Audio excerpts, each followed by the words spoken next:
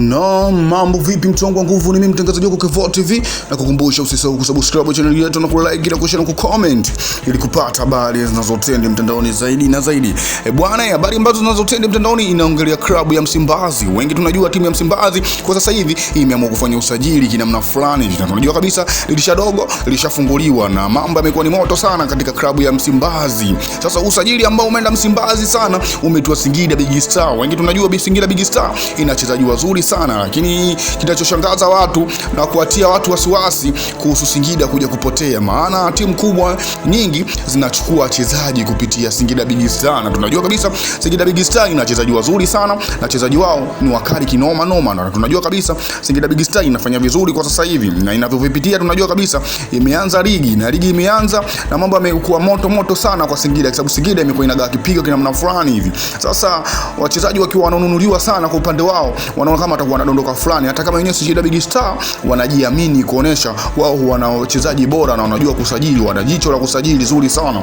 Lakini bwana, issue ambayo inatrend imeenda viral sana. Tunajua kabisa Simba wameingia kwa Singida Big Star kuchukua wachezaji wao wawili hapo Big Star. Sasa issue ambayo imeenda viral sana, tunajua Diomande anatakiwa na timu ya Msimbazi. Najua Diomande ni mchezaji ambaye mzuri kinoma noma, ambaye anajua kusakata boli kinoma. Tunajua kabisa ujamaa ni Ivory Coast, ni mtu ambaye anajua sana mpira, ni mtu ana kipaji kikubwa sana. Sasa Msimbazi wamekuja bwana, wanamtaka kinoma noma mchezaji. Inasemekana kabisa Simba washaongea naye kinoma noma, na issue ambayo sasa hivi inavyotrend mtandaoni, tunajua kabisa huyu mwamba muda wote anatoa hapo Msimbazi, kwa sababu Simba wametiania kabisa kumhitaji huyu mwamba, kwa sababu tunajua kabisa Simba kwa sasa hivi dirisha dogo kukaa kutulia kusajili wachezaji ambao wakubwa ambao wanatakiwa ni ngumu sana. Timu kubwa zile wanazotoka kuwapata ni ngumu sana, kwa sababu dirisha dogo linakuwa lina mambo mengi sana. Ndio maana wameamua ndio Singida Big Star kuwachukua wachezaji pale, na tunajua kabisa vile wamemtaka na Chama inavyosemekana hicho washamalizana kabisa.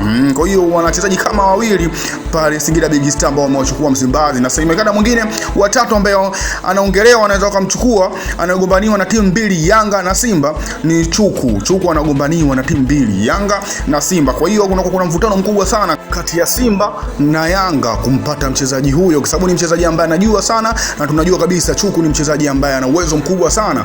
Kwa hiyo usajili umekuwa ni noma sana. Itakuwaje, watafanikiwa, itakuwaje ama la? Lakini tunajua kabisa Chama hadi sasa hivi ashamalizana na Msimbazi.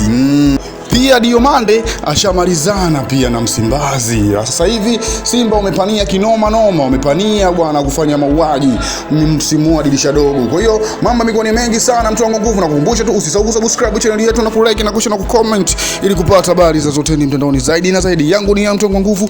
Asante sana.